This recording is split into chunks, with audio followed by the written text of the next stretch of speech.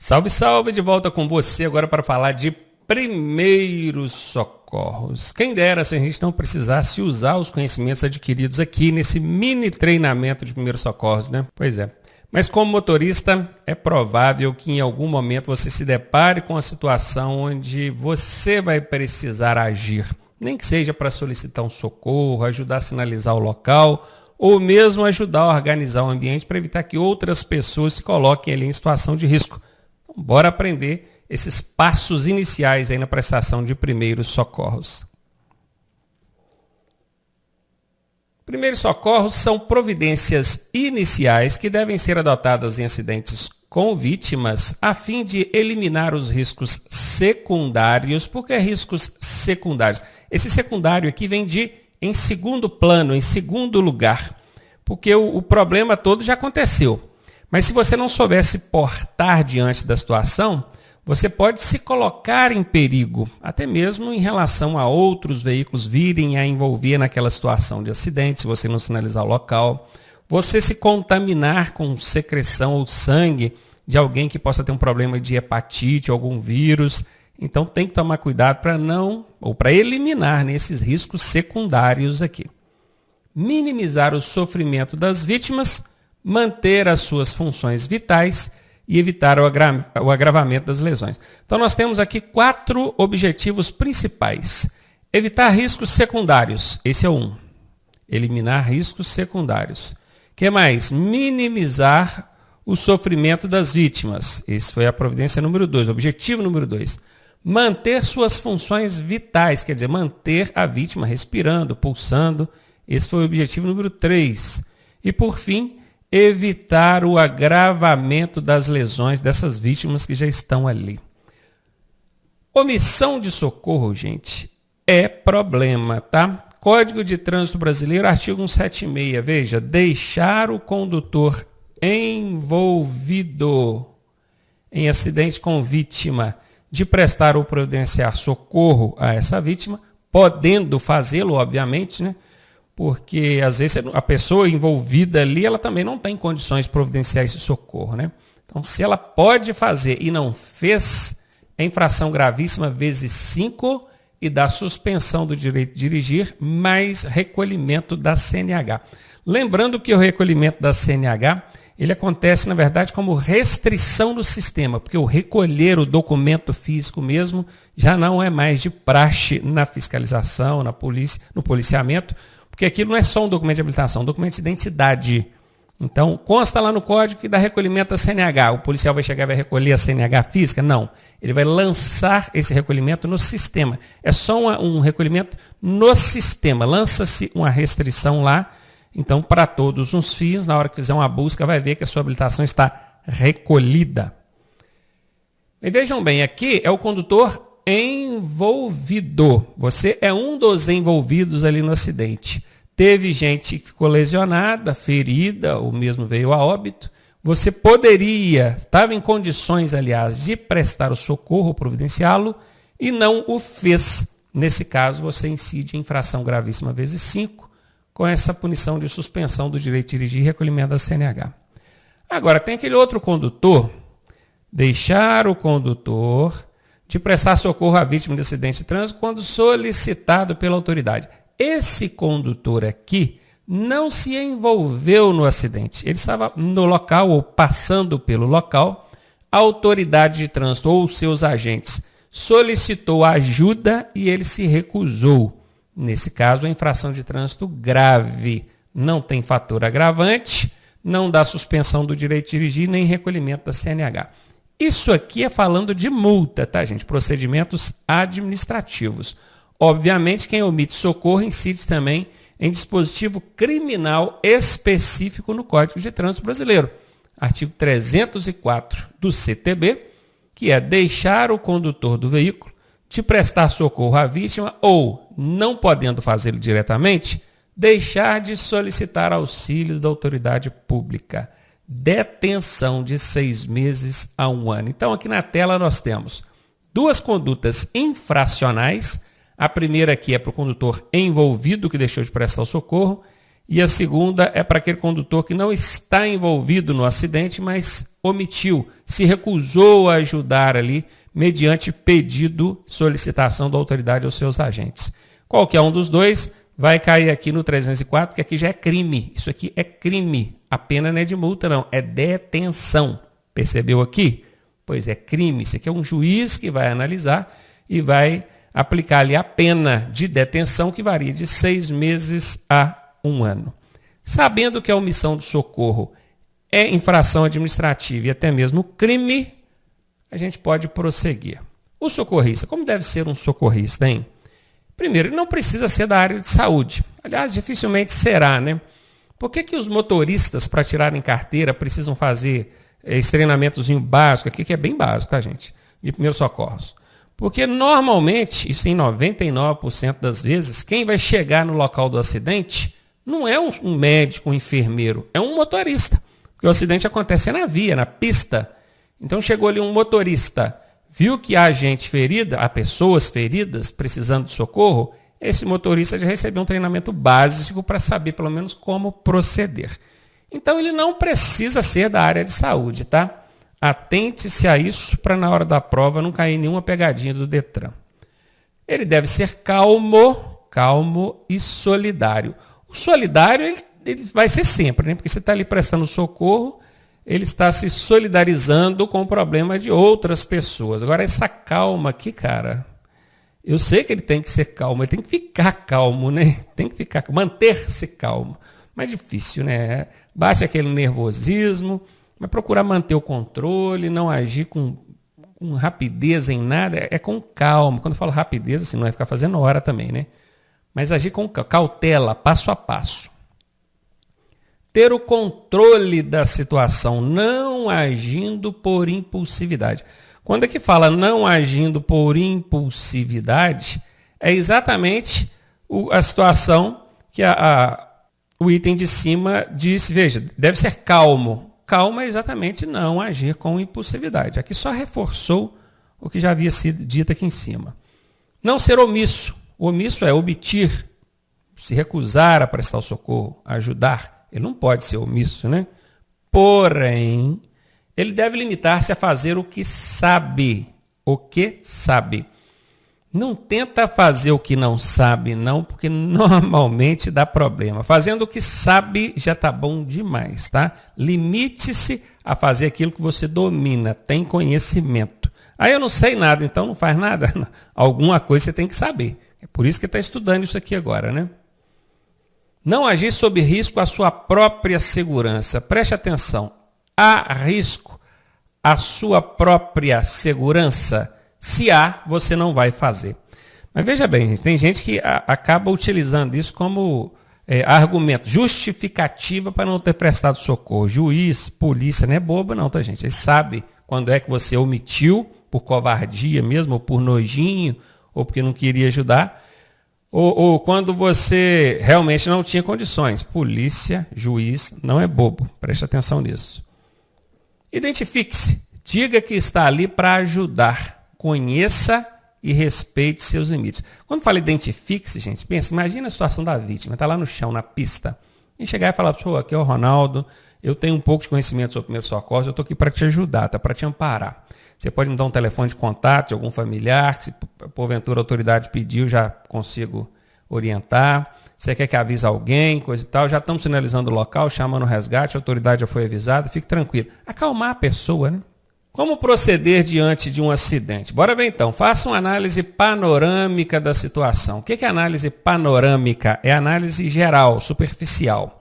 Quando você sobrevoa uma cidade de helicóptero, você consegue ter uma visão geral da cidade. Você consegue ver o tamanho dela, a posição dos bairros, mas você consegue ver detalhes? Você consegue ver uma placa de trânsito lá embaixo, por exemplo? Dificilmente, né? Então, essa análise panorâmica, ela não se prende a detalhes. A finalidade da análise panorâmica é entender a situação, analisar de um modo geral, para saber se tem ali riscos secundários ou coisa do tipo. Às vezes o acidente envolve veículo com derramamento de combustível, com derramamento de produto químico ou perigoso, ou tóxico. Então, às vezes a pessoa está chegando para socorrer, está ali inalando um produto tóxico, não está nem percebendo. Então, primeiro, dê uma vasculhada geral na situação para ver o que está acontecendo, tá? Essa é a análise panorâmica. Identifique-se e elimine riscos secundários. Tudo que você perceber que pode oferecer risco para as vítimas, para você ou para o ambiente, você tente eliminar aquilo ali. Isso é prioridade nas ações, tá?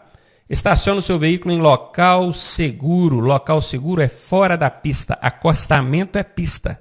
Deixar o seu veículo no acostamento, você está sob risco. Os ocupantes do seu carro estão sob risco.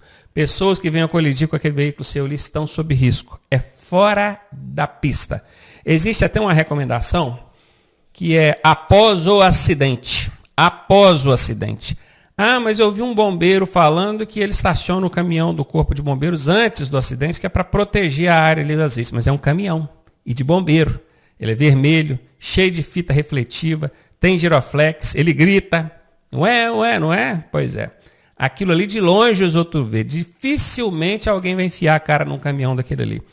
Até acontece. Eu já vi fatos, inclusive registrados por vídeo, onde os bombeiros chegaram, deixaram o caminhão antes, não fizeram a sinalização numa extensão suficiente, veio uma carreta correndo, passou atropelando caminhão de bombeiro, vítima, aí foi, o bombeiro morreu também, um monte de gente. Isso é para você entender o seguinte, o bombeiro, ele é profissional, ele tem os procedimentos dele, nós não. Nós somos amadores, somos motoristas apenas. Então a gente não vai deixar veículo nosso servindo de escudo para proteger acidentes, não. Não é porque a gente está preocupado com o veículo, com o patrimônio nosso. Não, não é isso. É porque aquilo ali não resolve. Você tem que deixar o seu carro após o acidente. Após. Ah, professor, mas não tem como passar pelo acidente, tomou a pista toda. Então dá meia volta e pare na contramão. Porque, de certa forma, você está após o acidente, não está? Não é? Na contramão, a mão contrária... Você está após o acidente, de quem vem de lá para cá, ok? Fora da pista, após o acidente. Usar o seu veículo para escudo? Não. O do bombeiro pode, o seu não. Sinalize o local. Aí, sinalizar o local, a gente vai ver daqui a pouquinho com maiores detalhes, tá? Como é que vai fazer isso? Chame o socorro especializado. Também a gente vai ver quais são os números de socorro. Os primeiros 5 minutos são de vital importância para as vítimas. Não perca tempo. Em 5 minutos, cara... Uma vítima que está com a simples parada respiratória pode vir a óbito. Uma vítima com a hemorragia que tivesse sido contida, diminuída pelo menos o sangramento, não teria morrido. Ou não teria agravado o quadro dela, entrando em estado de choque hemorrágico, né?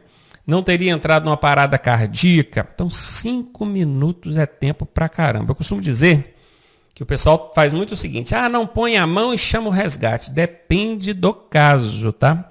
Eu vi um acidente acontecendo aqui a poucos metros do hospital, questão de 100 metros.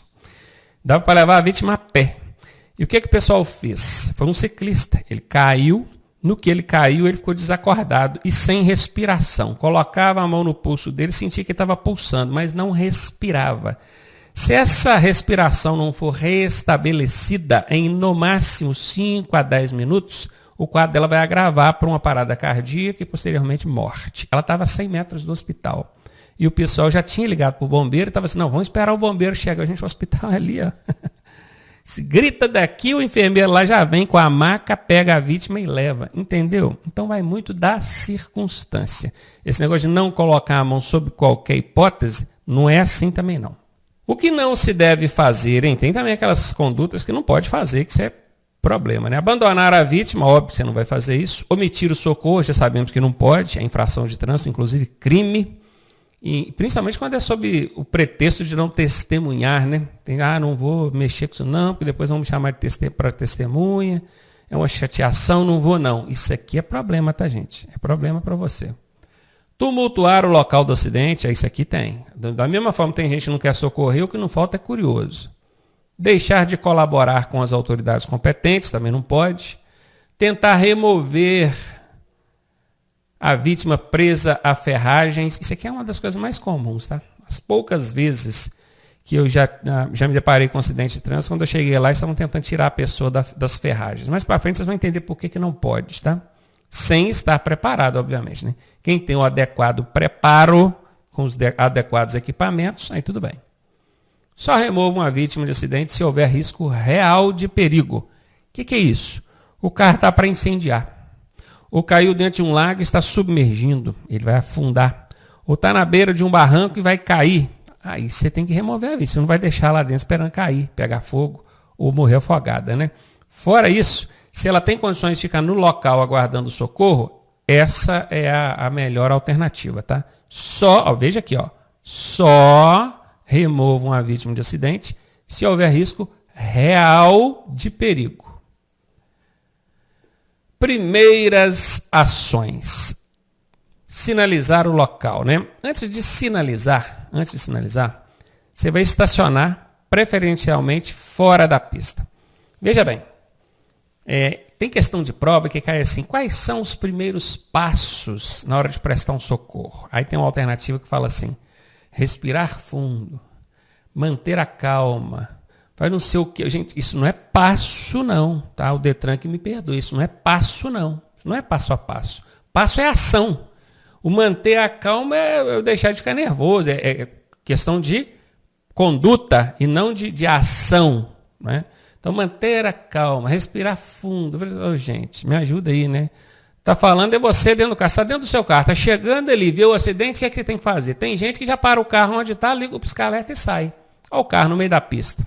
Então, estacione preferencialmente fora da pista. Após o acidente, já falamos disso também, né? Use o triângulo, galhos, arbustos. Outra coisa, só vai deixar sair do seu carro quem tiver condições de prestar socorro, tá? Criança, o que a criança vai fazer fora do carro? Ela vê gente machucada? Não vale a pena, não vale mesmo. Pessoas idosas, pessoas muito emotivas, não. Só saia do carro quem tiver condições de ajudar. Caso contrário, deixa lá, após o acidente ou fora da pista, gente. Dentro da pista, não. Tá? Use o triângulo, galhos, arbustos, papelão, lata. O triângulo de segurança vocês já viram, né? Já até mostramos isso em aulas passadas aí. O condutor está até fazendo isso aqui, ó. Ele está com um triângulo de segurança na mão aqui, ó. Esse triângulo ele é vermelho, tá? Desse motorista aqui já está meio alaranjado, parece que está desbotado. Esse triângulo aqui ele é da cor vermelha. E ele é reflexivo, refletivo, né, na verdade. Na hora que o farol bate nele aqui, se for à noite, por exemplo, é como se ele acendesse, né? Tem aquela fita refletiva nele. O triângulo ele deve ser colocado a uma distância mínima de 30 metros. Eu acho que daqui a pouco o slide vai mostrar isso. Nós já vimos isso também, né? E você tem que estender essa sinalização. Não pode confiar só nesses 30 metros. Então você vai usar o quê para ajudar a sinalizar? Galhos de árvores, né? Isso é o que a gente mais vê na estrada quando acontece acidente. Pode falar arbustos, ramalhetes, dá na mesma. Tá? Você falou galhos, arbustos, ramalhetes, dá na mesma. Aqui também está falando arbustos, né? Papelão, uma caixa de papelão ou várias caixas de papelão, vai espalhando aqui para a pista fora. É bom lembrar de botar uma terra, um pouquinho de terra dentro da caixa, porque senão ela voa, né? Lata, se for uma lata vazia, pequena, que não provoca acidentes, tudo bem. Sacola plástica também serve. Qualquer objeto que você possa ir espalhando ali ao longo da via, você vê que a coisa que vai voar, você joga um pouquinho de areia, terra, o que tiver perto da pista ali, para ajudar a segurar. Não pode usar tronco de árvore, pedaço de pau, pedra grande, porque isso pode provocar acidentes, tá?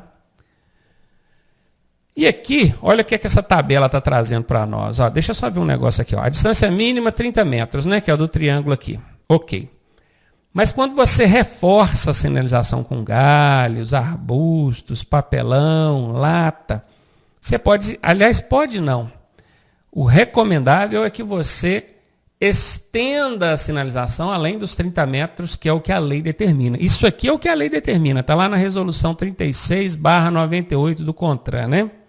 Isso aqui é o que a lei determina. Triângulo a pelo menos 30 metros de distância. Mas isso aqui é pouco. Numa via que você tiver 80 por hora, 100 por hora, por exemplo, isso aqui é pouco. Quando você vê o triângulo, você já está em cima do acidente e você não consegue frear mais. Então existe essa tabela aqui, ó, que ela te dá mais ou menos uma referência de que distância você deve sinalizar.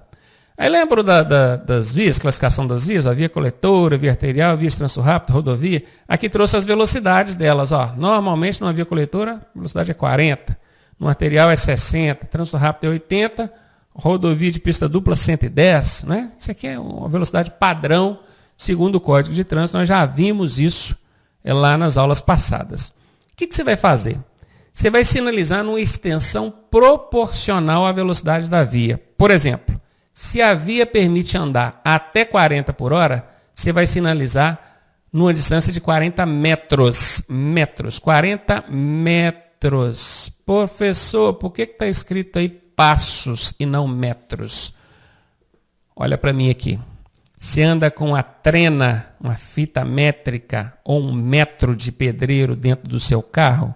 Se você anda, pode considerar metros aí. Se não, meu amigo, você vai ter que medir isso em passo mesmo, em passada. E uma passada larga equivale a mais ou menos 1 metro. Então fica elas por elas, sacou? Se na prova cair metros ou passos, pouco importa. Você sabe que metros e passos aí são equivalentes para essa finalidade aqui. Então, se a velocidade máxima é 40, você vai sinalizar numa extensão de 40 metros. Se a velocidade máxima é 60, 60 metros. 80, 80 metros. Velocidade máxima 110, 110 metros. Isso, gente, em condições normais. Presta atenção aqui, ó, condição normal. Mediante adversidades, essa distância deve ser dobrada. Olha para frente aqui, ó. O que era 40 virou 80. O que era 60 virou 120. O que era 80 virou 160 e o que era 110 virou 220. E o que são essas adversidades, professor Ronaldo? Nós estudamos agora há pouco, em direção defensiva. Condição de luz, tempo, estrada, via. Lembra? Então vamos supor que está à noite. À noite. Bom, à noite é uma adversidade, já teria o problema da luz.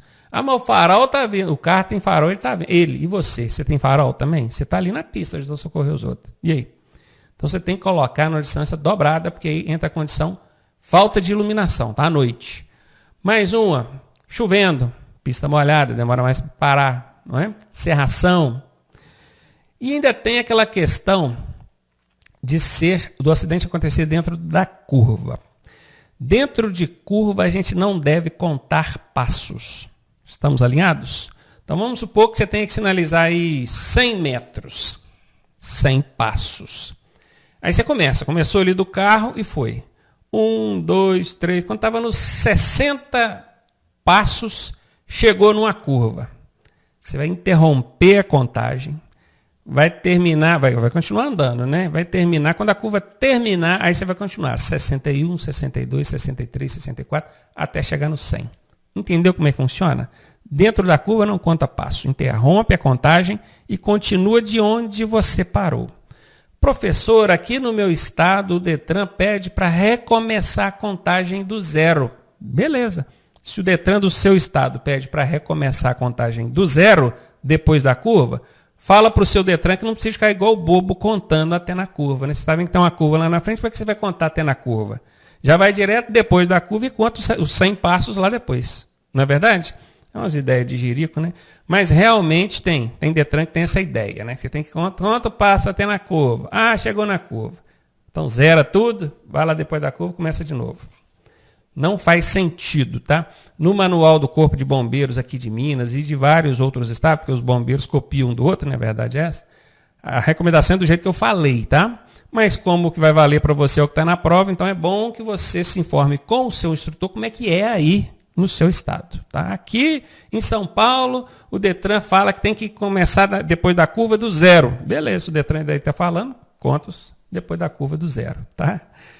E assim, vai contando passos, cara, e vai espalhando galho, tá? Vai espalhando galhos, arbustos, papelão, lata, sacola, o que tiver na reta ali. Vai espalhando para ajudar a sinalizar. Tem que lembrar de tirar depois, tá? Que não tirar é infração de trânsito. Difícil é a polícia saber quem foi que espalhou, porque às vezes não foi um só, às vezes nem foi um motorista, foi um pedestre, como é que vai multar o pedestre? Entendeu? Mas existe uma infração de trânsito por deixar de retirar esses arbustos. O pessoal nunca tira, a verdade é essa. Mas tem que tirar, tá? Ok, aprendeu a sinalizar o local.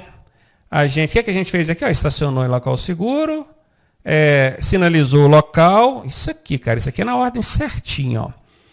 Tem questões de prova que vai falar assim, a primeira providência é sinalizar o local. Aí você pergunta para quem elaborou a questão o seguinte, mas eu vou sinalizar de dentro do carro? Eu não vou sair de dentro do carro, não? Então, quer dizer, a pessoa não pensa, né? Quem elabora a questão não pensa. Pô, primeiro eu tenho que encostar o meu carro, local seguro, cuidar da minha segurança dos ocupantes do meu carro. Aí eu, fora do carro, eu tenho condições de sinalizar. Confere? Então, a primeira coisa é estacionar em local seguro. A segunda coisa é sinalizar o local. Gente, presta atenção, tem que ser nessa ordem, tá? Eu sei que pode ter uma pessoa ali gritando de dor, agora sinaliza o local primeiro, porque rodovia a coisa é séria. Um segundinho que você deu de bobeira, veio outro carro ali correndo e passa por cima de você e da vítima. Cuidado com isso. O terceiro passo é avisar as autoridades e socorro. Então aqui nós vamos ver 4 números de telefone. Você vai decorar esses 4 números, tá? Tem que decorar. O primeiro é o 190, 190, isso aí todo mundo conhece, que é o da PM, Polícia Militar. Qualquer lugar do Brasil que você tiver, você diz que o 190 vai atender emergência Polícia Militar. Quando em vias urbanas e rodovias estaduais, porque a Polícia Militar, em convênio com o Detran, é quem fiscaliza o trânsito nas vias urbanas, nas infrações de competência do Estado.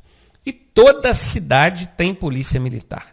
Não é nem só uma questão de fiscalizar o trânsito, é uma questão também de prestar o socorro, adotar providências. A polícia militar é incumbida desse papel. Então você está numa rodovia estadual, que é a Polícia Militar Rodoviária Estadual, né? É a mesma Polícia Militar, tá, gente? É a mesma, é só um destacamento que eles mandam lá para tomar conta ali das rodovias estaduais. Está na via urbana ou rodovia estadual, 190 que você vai ligar. Se for na rodovia federal, aí não precisa nem falar, né, gente? 191, Polícia Rodoviária Federal. Pronto. Isso aqui em cima foram as autoridades. Agora o socorro especializado. 192 é o SAMU. Você já deve ter visto SAMU, né? Que é a viatura do SAMU aqui, ó. Acho que toda cidade do Brasil hoje tem SAMU. Que é o Serviço de Atendimento Móvel de Urgência. SAMU. SAMU. Por incrível que pareça, tem Detran que pergunta o que significa SAMU. E assim, o objetivo não é nem saber testar, né, se você sabe que o SAMU é o socorro especializado. Não, eles querem que você decore a sigla. Aí eles trazem umas pegadinhas. Serviço de Atendimento Mobiliário de Urgência. Eles inventam algumas variações para esse nome aqui. Olha que coisa. Não vou nem classificar, não. Mas são as besteiras que o Detran faz. Né? Você tem que saber que SAMU é um serviço de socorro especializado. Pronto, acabou. É isso aí. Você tem que saber que o SAMU é um serviço de socorro especializado. Pronto, isso aí é suficiente. Ok, e tem também 193, que é o COBOM, Corpo de Bombeiros. Gente, que a Polícia Militar eu já sei quando chama, né? Vias urbanas e rodovias estaduais. PRF quando está nas rodovias federais. E quando é que eu chamo SAMU ou COBOM, hein? É o seguinte, o COBOM, ele não é só um resgate, ele não é só um socorro especializado. O Corpo de Bombeiros, ele tem preparo, equipamentos e profissionais para remover vítimas de ferragens. O SAMU não. O SAMU não tem aquele desencarcerador, eles não têm preparo. O SAMU chega e pega a vítima. Se um carro tiver prestes a cair num barranco, ou tiver caído dentro do rio, incendiando, SAMU não vai resolver. Tem que ser o COBOM. Então, se não tiver nenhuma situação extra que requeira equipamentos apropriados e profissionais treinados, o SAMU resolve. Vai atender, de um modo geral, problemas clínicos, né? Por exemplo, alguém estava andando pela rua, deu um piripaque lá e desmaiou. Pode chamar o SAMU que vai resolver. Agora, imagina que alguém estava andando pela rua, enfiou o pé dentro do boca de lobo ali, e o pé dele ficou agarrado na grade lá, ele quebrou a perna, aí tem que chamar o bombeiro, tem que cortar aquela grade, tirar, entendeu?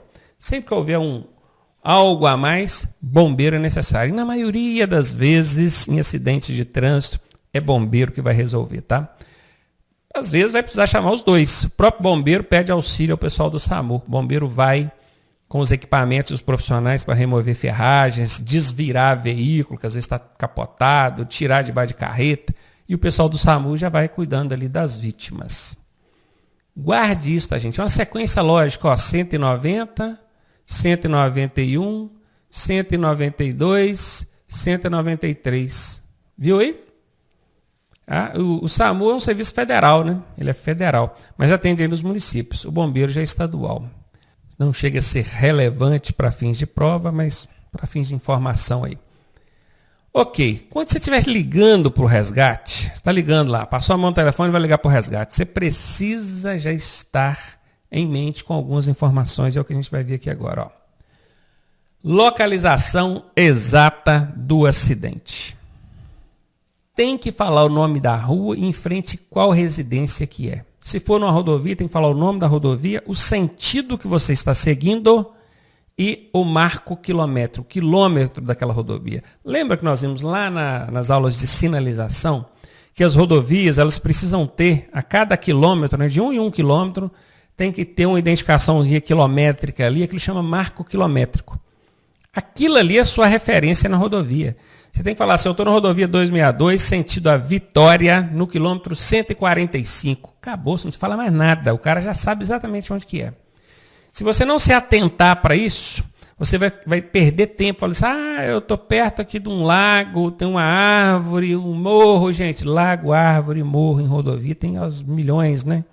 Isso vai perder tempo, o pessoal do resgate vai demorar a entender. Perigoso não entender corretamente e parar no lugar errado, igual já vi acontecer, e as vítimas lá. Ok? Então, saber a localização exata do acidente. Essa é a primeira coisa que eles vão te perguntar. Já vai com isso em mente. Não passa a mão, aconteceu um acidente. Aonde? Se você não souber falar onde que é. Segunda coisa, quantos veículos envolvidos? Eles vão perguntar. Pode estar certo disso. Número aproximado de vítimas e lesões aparentes. São quantas vítimas, hein, senhor? Você conseguiu perceber lesões aparentes? Sabe aquela análise panorâmica que você fez? Você vai ver ali, eram 2 automóveis. Um tinha 3 ocupantes, o outro só tinha um motorista. Então são 4 vítimas. O que tinha 3 ocupantes, eu estou vendo uma pessoa com o braço sangrando, tem uma pessoa desacordada. Tem que saber passar essas informações. Tem criança, não tem? Tem idoso, não tem? Gestante, não tem? Tem que saber passar isso. Tipo do acidente. Envolveu carro, moto, foi um atropelamento. Como é que foi? Se há vítimas presas nas ferragens, isso também é uma informação muito relevante. Porque senão o bombeiro para lá com o equipamento todo para desencarcerar a vítima de dentro de veículo, chega lá e não tem ninguém preso à ferragem. E se há vazamentos de combustíveis ou produtos perigosos. É fácil identificar um veículo que transporta produto perigoso. Ele tem aqueles painéis laranja, aqueles rótulos de risco, né, com a numeração lá. É fácil, todo mundo conhece. Você pode até não saber o que é o produto, mas você sabe que está transportando um produto perigoso ali por causa daquela identificação. Daqui a pouco, nas aulas adiante, aí, a gente vai ver um pouco sobre aquilo também, que é preciso saber o mínimo, né? Saber quando é um produto corrosivo, explosivo, coisa e tal. Daqui a pouco a gente chega lá. Então já tenha em mente essas informações aqui. Não passa a mão no telefone e sai ligando despreparadamente, não. Senão não vai adiantar. Outra coisa que o pessoal que recebe a ligação lá do socorro reclama muito é a afobação de quem está ligando. Às vezes quem está ligando é uma das vítimas. E aí a pessoa está lá desesperada, ela não consegue falar coisa com coisa. Eu sei que é complicado, mas se for o recurso que tem na hora, essa vítima está ligando. Você chegou ali, você, motorista, não tem nada a ver com isso, e viu ela ligando, peraí que eu vou ligar aqui. Aí você liga e explica. Porque pode até não ficar tão calmo assim, né, você, mas menos nervoso que a vítima, eu acredito que você vai ficar. Prioridades do socorro. O que é prioridade, hein? Prioridade é aquilo que a gente tem que atender primeiro. Quem a gente atende primeiro no acidente? Aqui tem várias ilustrações, ó. Tem uma pessoa atropelada por um carro verde, tem 2 carros que colidiram frontalmente, tem um carro azul que colidiu com uma bicicleta, tem uma bicicleta que derrubou o senhorzinho aqui. Tem vários tipos de situações. Ou seja, você não vai chegar no acidente e ver uma vítima, você vai ver algumas vítimas. Né? E aí, quem socorre primeiro? Eu vou primeiro no idoso aqui. Tem um idoso. Tem uma mulher grávida. Tem uma criança. Gente, não se estabelece prioridade de socorro por gênero ou idade. Não faça isso. Porque é o idoso. É um idoso, mas ele está bem. E aí? Você vai deixar o adulto lá morrendo porque ele é um adulto? O idoso tem prioridade? É uma mulher grávida, mas está bem. E aí? Então não é por aí, tá? Vamos ver então como é que a gente estabelece prioridade? Bora ver. Vítimas inconscientes. Essas são as primeiras. Se ela está desacordada, meu amigo, vai nela primeiro, tá? Avaliar se a vítima responde a estímulos. Eu lembro, cara, um dos primeiros acidentes que eu ajudei a socorrer, O caminhoneiro, olha o treinamento do cara, hein? Ele desceu, ele tinha uma caneta no bolso e foi um atropelamento. O acidente foi um atropelamento, era uma vítima só. O cara estava caído no acostamento assim, tinha acabado de acontecer. Eu vi o atropelamento assim, nós estamos uns 100 metros. Aí o caminhoneiro parou a carreta, já desceu espalhando os cones, olha como é que o cara foi rápido. E já correu lá, na hora que chegou na vítima, ele viu que a vítima não conseguia responder os estímulos, ele chamava, conversava com a pessoa lá, desacordada. Ele pegou a caneta, foi no pé, na sola do pé do cara e puf, fincou. Aí o cara puxou a perna, sabe? Involuntariamente ele reagiu a um estímulo. Depois eu perguntei, por que você deu aquela canetada no pé do cara? Ele falou assim, porque se ele tivesse sofrido alguma lesão na região cervical, que é a do pescoço, ele perde a sensibilidade, ele não sente dor, ele não consegue movimentar. Então, no que eu cutuquei ele mexeu com o pé, eu já sei que no pescoço não tem nada de grave. Olha só o cara, tá vendo? Vai aprendendo, hein? Então, avaliar se a vítima responde a estímulos é isso. Chama ela, conversa com ela, vê se ela não responder a nada, belisca, dá uma canetada no pé dela, na mão, para ver se ela reage. Vítima com parada respiratória. Verificar os movimentos respiratórios da vítima. Como é que você verifica se a pessoa está respirando ou não? Primeira coisa, olhando para ela. Se você percebe a elevação do tórax, é porque ela está respirando. Se você não percebe a elevação do tórax, chega o seu ouvido próximo à boca e nariz, né, da vítima, você vai sentir ali aquele calorzinho da respiração, às vezes até escutar ela respirando. Vítima com parada cardíaca. Professor, peraí. Como é que é isso? Parada respiratória vem primeiro do que a parada cardíaca? Mas a parada cardíaca não é quando o coração para? Isso não é mais grave, professor? Sim. Mas não é a vítima mais grave que tem que ser atendida primeiro também, não. Vamos imaginar, você tem ali duas vítimas no chão. Uma com uma fratura, quebrou a perna. Só quebrou a perna. Está respirando, está consciente, está tudo ok. E a outra que está com... A fratura só não resolve. Vamos botar aqui uma fratura exposta. Quebrou o osso, está por lá de fora, está sangrando, está saindo sangue, muito sangue. Mas ela está consciente, está respirando, pulsando, tudo ok. Já a outra que está do lado, parou de respirar, o coração já parou, ela não responde a estímulo nenhum. Aí o que você faz? Essa segunda está mais grave, não está? Se você partir para mais grave, você vai gastar ali toda a sua energia, todos os recursos que você tem, todo o seu conhecimento e possivelmente ela vai morrer. E o outro que estava do lado com sangramento, precisando ser contido, pode ser o quadro agravado ou até vir a óbito também, porque você não socorreu ela. Então não é a mais grave que a gente tem que socorrer primeiro. Cuidado com isso, tá? Nesse caso aqui, uma vítima com parada respiratória e uma vítima com parada cardíaca. Qual das duas você tem maior condição de socorrer? A que está só com parada respiratória. Por isso que ela vem em primeiro lugar. Em segundo, né? Porque primeiro aqui é a vítima inconsciente. Então, inconsciente, parada respiratória, cardíaca. E em quarto aqui, vítima com hemorragia, que é um sangramento. Está sangrando. E não se estabelece prioridade de socorro por gênero, né, que é o sexo, é gênero ou idade. Viu aí? Isso aqui é que você vai observar. Se está inconsciente, vai nela primeiro. Não tem nenhuma vítima inconsciente. Está todo mundo consciente. Então vai naquela que está com parada respiratória. Dificilmente havia alguém consciente com parada respiratória. Se o cara parou de respirar e parou de pulsar, ele está inconsciente. Então essa aqui certamente vai estar ligada a essas duas aqui. Ó. Por que ela está inconsciente? Porque ela parou de respirar ou porque o coração parou de bater, parou de pulsar. Certamente, né? E no terceiro caso aqui, vítima com hemorragia, que é um sangramento abundante. É assim que estabelece prioridade de socorro, tá, gente? Continuando, sinais vitais. Sinais vitais, cara, isso aqui é uma das primeiras coisas que enfermeiro aprende em faculdade. Você chega no hospital, antes de você ser atendido por um médico, o enfermeiro vai cuidar ali de avaliar os seus sinais vitais. É isso aqui, ó, são sinais que possibilitam a avaliação do quadro clínico da vítima. São sinais que possibilitam a avaliação do quadro clínico da vítima. É por meio desses sinais vitais que você cria ali uma prioridade de socorro. Quem que você vai socorrer primeiro? Então, bora ver. Primeiro sinal vital, respiração. Perceba se a vítima respira ou não. E aqui ainda traz um índice razoável, né? Que são 12 a 20 inspirações por minuto. Isso aqui, ó, 12 a 20 inspirações por minuto num adulto. Se for numa criança, esse número aumenta, pode variar entre 20 e 26. Se for um bebê, pode chegar a 60 movimentos respiratórios por minuto. Que é isso, professor? Um bebê respira 60 vezes por minuto? Sim, porque a respiração dele é muito curtinha, então ele faz assim, ó. Aqui está até mais de uma por segundo, então vai dar mais de 60 por minuto. O bebê ele entre 40 e 60.